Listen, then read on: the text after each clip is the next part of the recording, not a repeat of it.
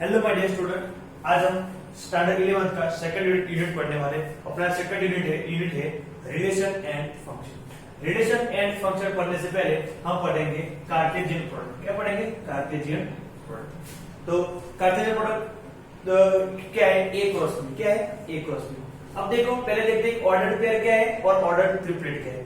Ordered pair हमने geometry में पढ़ा है। जियोमेट्री जब होता है, जब geometry system X Y point होते हैं, एक्स वाई, उसके बाद 1 2 0 3 4 -8, ये क्या है? Ordered pair.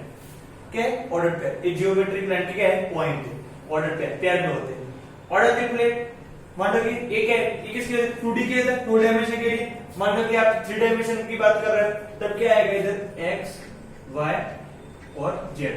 यानी कौन से पढ़ाएंगे? जैसे कि 0 1 2 0 3 -2 4 6 -8। ये क्या है? ऑर्डर ट्रिपलेट है। ठीक है, ये तो जस्ट मैं एग्जांपल बताया कि ऑर्डर पेयर कैसे होता है, ऑर्डर ट्रिपलेट कैसे होता है। ए क्रॉस बी ऐसा नहीं कि नंबर के, ए क्रॉस बी सबके लिए डिफाइन होता है। ए क्रॉस बी में कभी ए 1 2 की जगह ए बी भी आ जाएगा, पी क्यू भी आएगा, किसी का नाम भी हो सकता है, कुछ भी हो सकता है। ठीक है, ये तो मैं जस्ट एग्जांपल बताया कि ऑर्डर पेयर ये टाइप की होती है और ऑर्डर ट्रिपलेट ये टाइप की होती है। ठीक है, अब हम देखते हैं कार्टेशियन प्रोडक्ट। क्या? Cartesian product of two set. आपको देखो इधर 2 सेट दे दिए, set A and set B. Set B में 3 एलिमेंट है। सेट ए में देखो कौन कौन है? 1 2 3। सेट बी में 2 एलिमेंट है, ए और बी। ठीक है, अब इधर डिफाइन किया है A cross B, A cross B. दोनों एक ही है, दोनों सेम है, मगर ये कौन सा फॉर्म है? Set builder form. हमने लास्ट यूनिट में देखा था, जो यूनिट हमने पढ़ा था सेट, फर्स्ट यूनिट, उसमें सेट दो फॉर्म में उसको डिफाइन किया था। फर्स्ट फॉर्म कौन सा था? सेट बिल्डर फॉर्म, और सेकंड क्या था? Roster form. ठीक है, ये रोस्टर फॉर्म में डेफिनेशन, सॉरी, ये सेट बिल्डर में आपको डेफिनेशन दी है ए क्रॉस बी, और ये रोस्टर फॉर्म में दिया है। तो देखो सेट बिल्डर क्या है? A cross B A B pair है। कौन है? क्या है? Order pair A B. Where A कहां से लेना है? A belongs to A. जो फर्स्ट एलिमेंट होगा वो क्या आएगा? फर्स्ट का आएगा। ए क्रॉस बी, तो पहले ए का होगा और बी दूसरे का। देखो A belongs to A, B cross B, B belongs to B. मान लो कि आपको डिफाइन करना है बी क्रॉस ए। क्या डिफाइन करना है? B cross B. तो क्या आएगा? देखो इधर आएगा बी ए। क्या आएगा? B A. वेयर देखो बी पहले, बी फर्स्ट है, तो क्या आएगा? बी बिलोंग्स टू बी आएगा और ए बिलोंग्स टू कैपिटल आएगा। पहले ए है तो फर्स्ट एलिमेंट ए का होगा, सेकंड बी है तो सेकंड एलिमेंट बी का होगा। इधर फर्स्ट बी था तो फर्स्ट एलिमेंट बी का, सेकंड ए तो सेकंड एलिमेंट ए का। ठीक है, ये कौन सा फॉर्म है? Set builder form. अब देखते हैं रोस्टर फॉर्म। इसको बहुत मतलब स्टैंडर्ड पढ़ लिया है, बहुत इजी है। तो मतलब नाम ये नहीं था कार्टेशियन प्रोडक्ट, मगर हमने कर दिया है। इसको कैसे लिखना है? ये मान लो कि सेट ए है, सेट बी है। सेट बी के 3 एलिमेंट 1 2 3, सेट बी के 2 एलिमेंट ए बी। ठीक है, तो देखो लिखो क्या? 1 ए 1 बी। देखो 1 ए 1 बी। उसके बाद 2 ए 2 बी, 2 ए 2 बी। उसके बाद 3 ए 3 बी, तो 3 ए 3 बी हो गए। ठीक है, हमने ये प्रोबेबिलिटी के कोर्स में पढ़ा था। ऐसे जब वो नहीं वो होता था H T, H T cross H T कर रहे थे, या वो था 1 2 3 4 डाइस के लिए 5 6 cos 1 2 3 4 डाइस के लिए करते थे, या 1 2 3 4 6 डाइस और ले लो एच टी। तो नहीं कर रहे थे 1 2 3 4 6 का एच के साथ, 1 2 3 4 5 6 का टी के साथ। ये जो करते थे वही ये करते थे प्रोडक्ट है, और कुछ नहीं है। ठीक है, तो आपने अच्छे से पढ़ लिया होगा। अब देखो नीचे का आपको फॉर्मूला दिया है, number of A is equal number of B is equal number of A cross B. ये क्या बता रहा है कि ए क्रॉस बी है, हमको नंबर ऑफ ए, यानी ए में कितने एलिमेंट है वो हमको पहले से पता होगा, यानी दिया होगा कि नंबर ऑफ ए में इतने एलिमेंट है, बी में इतने एलिमेंट है। नंबर ऑफ ए में कितने एलिमेंट है? 3, और बी में कितने एलिमेंट है? 2। तो नंबर ऑफ ए कितना आएगा? नंबर ऑफ ए कितना आएगा? 3, और नंबर ऑफ बी कितना आएगा? 2। तो 3 2 6, 3 2 कितना होगा? 6।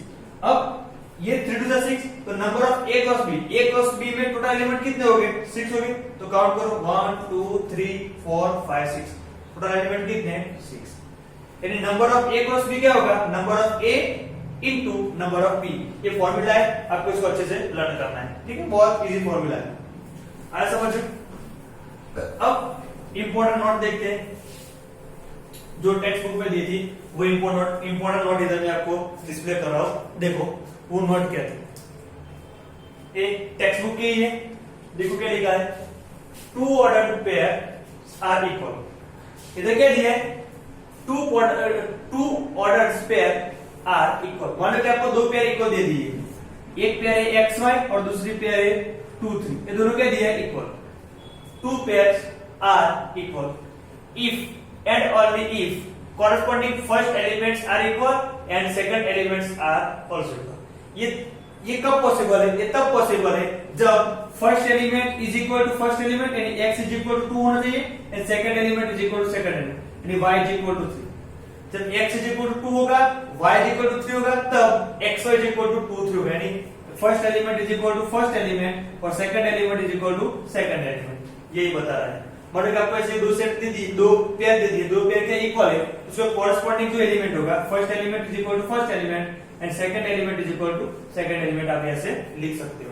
ठीक है, अब देखो सेकंड, ये तो हमने अभी देखा स्लाइड में, पिछली स्लाइड में, if there p element if there are p element in a and q elements in b यानी नंबर ऑफ a दिया है, नंबर ऑफ a क्या दिया है आपको, p दिया है, और नंबर ऑफ q क्या दिया है, नंबर ऑफ p दिया है q, then there will be pq elements in a cross b। यानी क्या बता रहा है, a क्रॉस b के टोटल एलिमेंट कितने हो गए, p into q। तो हमने अभी देखा कि number of a cross b equal number of a into number of b। इसने क्या है, नंबर ऑफ a को p एज्यूम किया है, नंबर ऑफ b को q एज्यूम किया है, दोनों का मल्टीप्लिकेशन।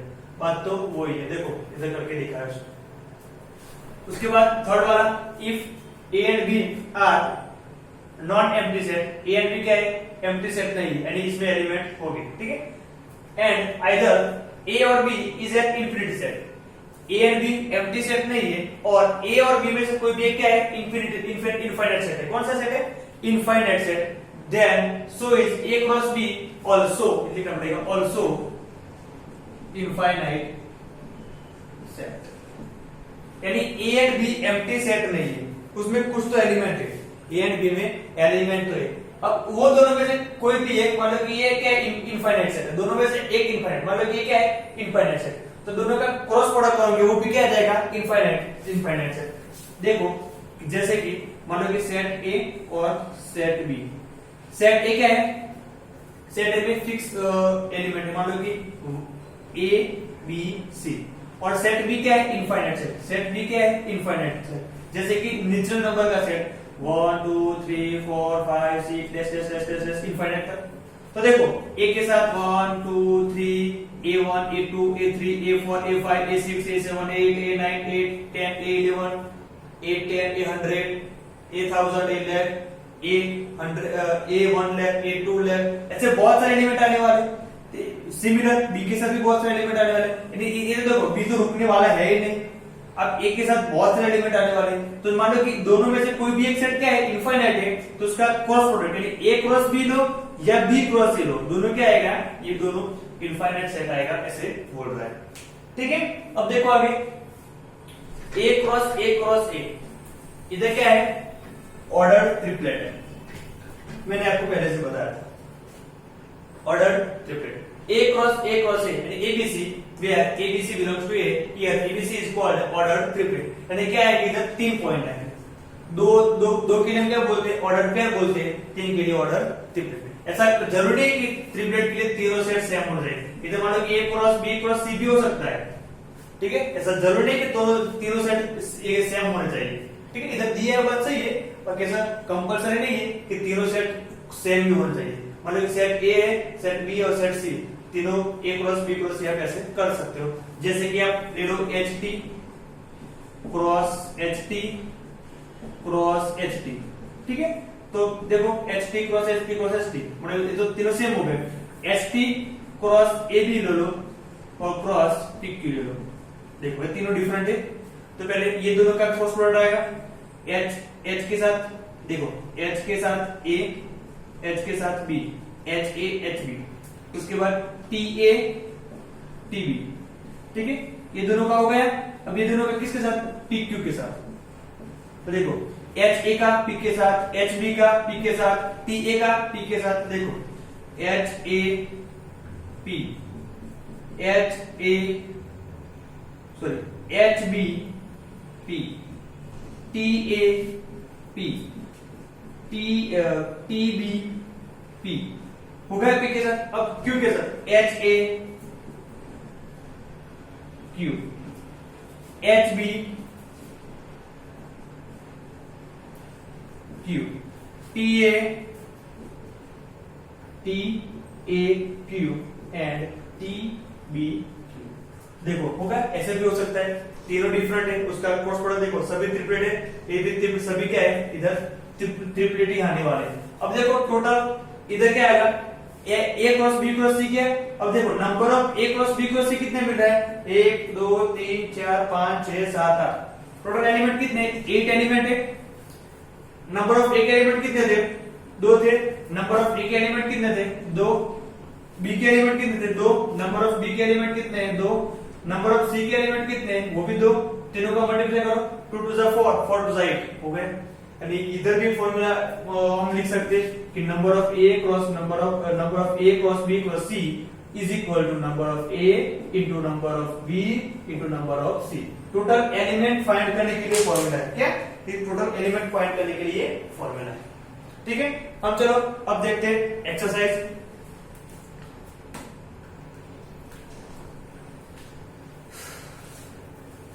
एक्सरसाइज 2.1।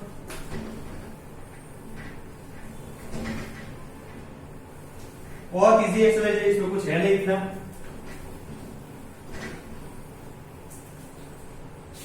देखो क्वेश्चन नंबर 1 क्या दिया है इधर। क्वेश्चन नंबर 1 में, question number 1, if x by 3 plus 1, उसके बाद क्या है, x by 3 plus 1 y comma y minus 2 by 3 is equal to 5 by 3 comma 1 by 3, find the values of x। इधर क्या है, दोनों जो ऑर्डर पेयर है वो क्या है, इक्वल दे दिया है। दोनों ऑर्डर पेयर क्या है, इक्वल, तो उसके कॉरस्पॉन्डिंग एलिमेंट भी क्या होंगे, इक्वल होंगे। तो देखो x by 3 plus 1 is equal to 5 by 3 लिख सकते हो। इसको सिंप्लीफाई करो, x plus 3 by 3 is equal to 5 by 3, 3 3 cut, x plus 3 is equal to 5, x क्या आ जाएगा 2 आएगा।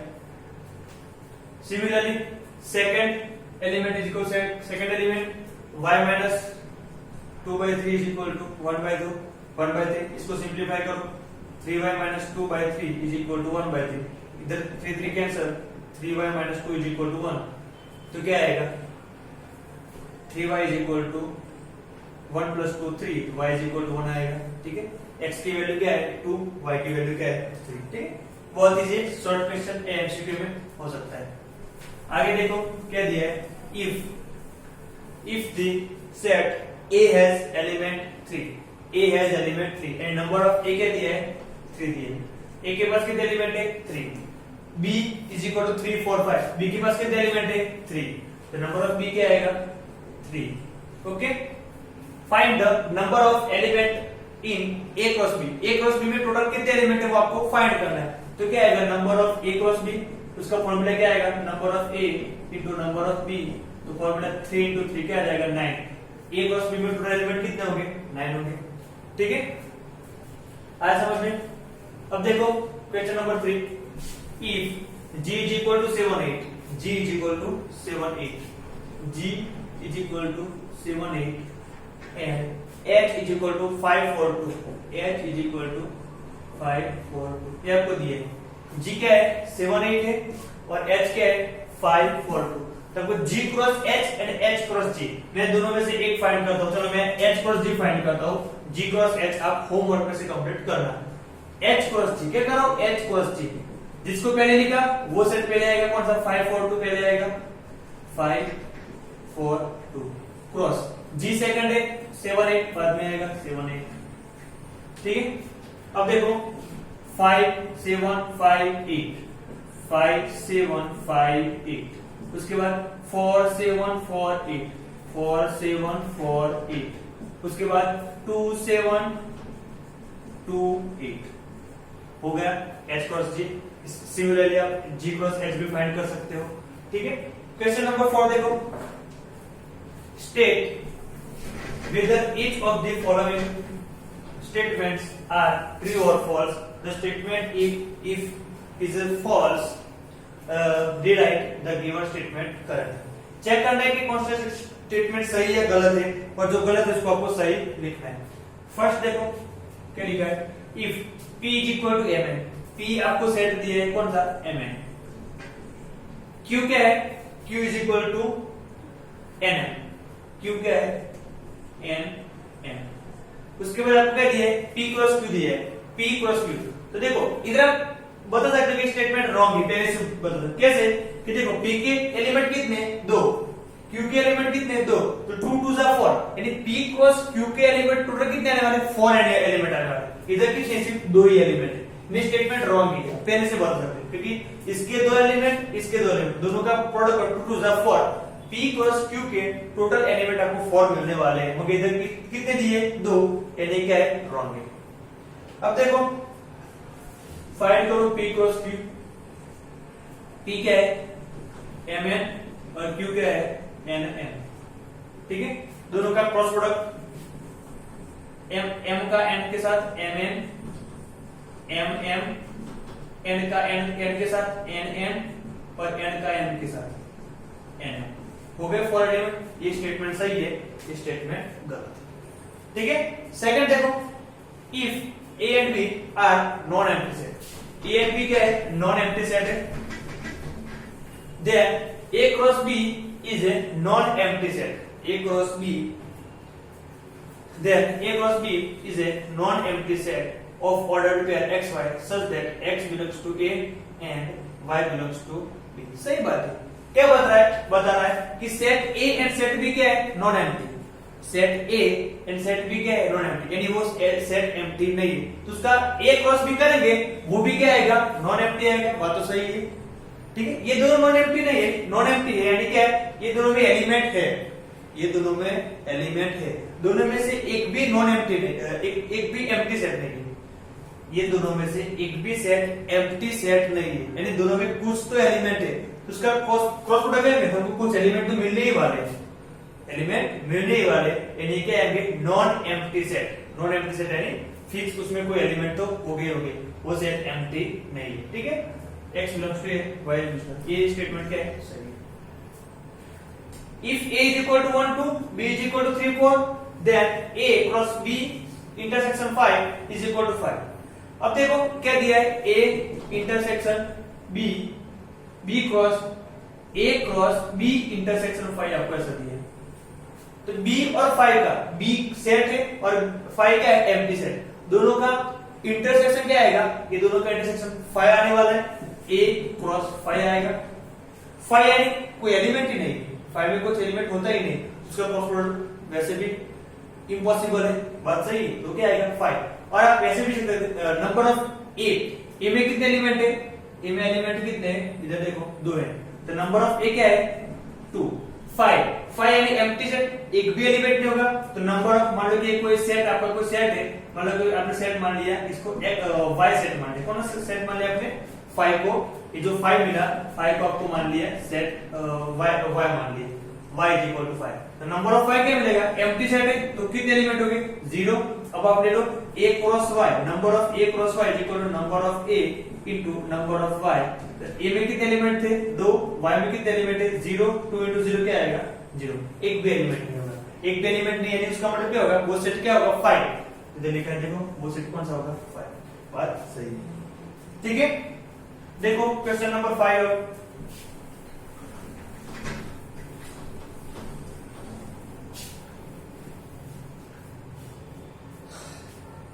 क्वेश्चन नंबर 5 क्या दिया आपको, सेट ए दिया है -1 1, सेट क्या दिया है -1 1, ठीक है। आपको क्या फाइंड करना है a क्रॉस a फाइंड करना है, क्या फाइंड करना है a क्रॉस a, तो देखो फाइंड करते हैं a क्रॉस a, तो a क्या है आपका -1 1, a क्या है -1 1, a क्या है -1 1, ठीक है। अब कर सबसे पहले क्या करें, ये जो दो सेट है उसका हम करेंगे क्रॉस प्रोडक्ट, तीनों का साथ में नहीं होगा, पहले दो का कर लो उसके बाद थर्ड के साथ। तो देखो -1 का -1 के साथ -1 -1 का 1 के साथ -1 1। अब 1 का -1 के साथ 1 -1 का 1 के साथ 1 1। उसका क्रॉस प्रोडक्ट किसके साथ -1 और 1 के साथ क्रॉस प्रोडक्ट। ठीक है, अब ये सभी एलिमेंट का किसके साथ आएगा -1 के साथ आएगा। तो देखो -1 उसका क्रॉस प्रोडक्ट -1 के साथ -1 1 उसका प्रोडक्ट -1 के साथ 1 -1 का -1 के साथ 1 1 का -1 के साथ।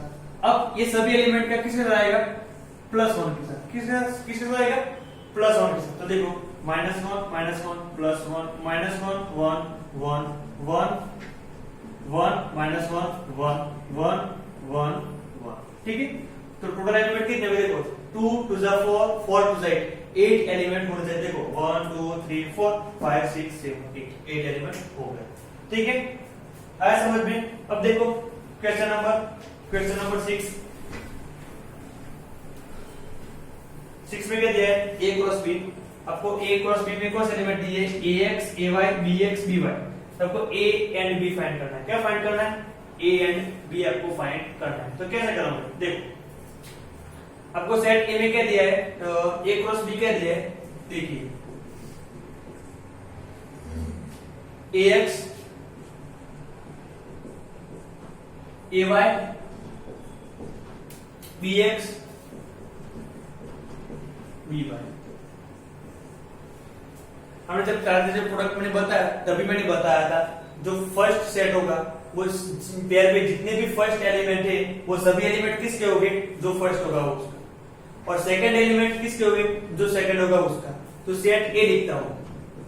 फर्स्ट वाले कौन सा एलिमेंट है इसमें ए है, इसमें भी है, एक बार लिख दिया दूसरी बार लिखने की जरूरत नहीं है। ओके, इधर भी है तो बी आएगा, उधर भी है लिखने की जरूरत नहीं। तो सेट ए में कितने एलिमेंट है दो ए बी।